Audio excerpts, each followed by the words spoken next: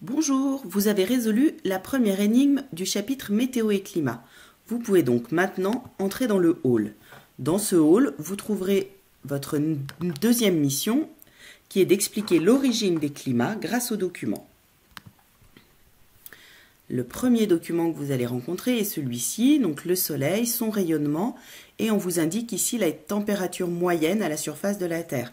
J'attire votre attention sur la surface éclairée au pôle Nord et à l'équateur, ce qui va vous permettre de répondre à votre document.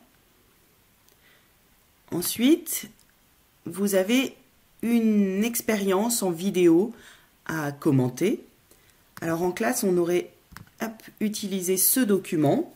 Donc on voit ici deux bâtons d'encens qui servent à produire de la fumée, donc à rendre l'air visible.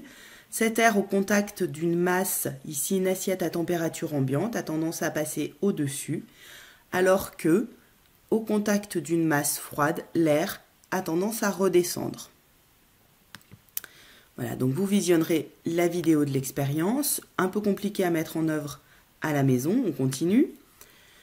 Ces mouvements des masses d'air, qu'on appelle aussi les vents, ici ce sont les vents dominants. Donc, un vent qui vient balayer les côtes françaises et un vent plus froid qui vient balayer les côtes canadiennes, sont couplés à des courants marins.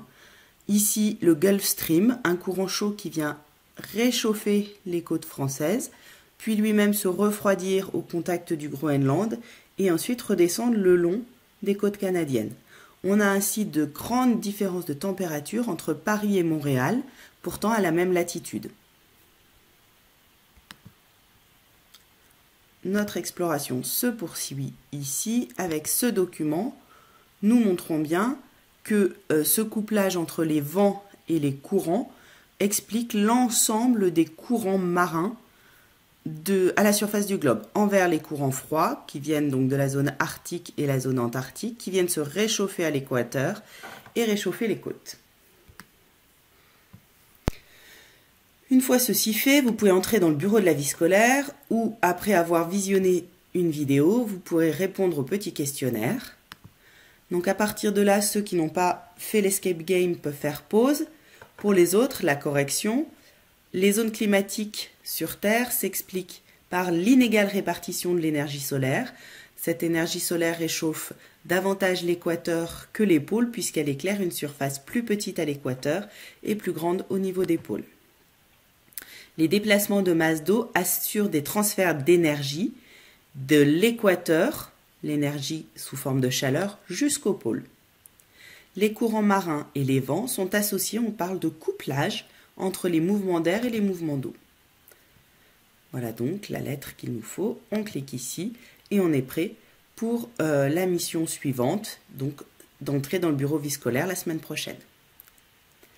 Les documents qui sont à remplir sont nombreux aujourd'hui. Vous n'êtes pas obligé de tous les imprimer. Je vous redonnerai à la rentrée si vous le souhaitez. Ici, vous avez des expériences à mener si vos parents vous y autorisent, de façon à comprendre les mouvements des masses d'air et des masses d'eau. Vous trouverez aussi en pièces jointes la correction des deux activités. Activité 1, mission 1 et mission 2. Bon courage!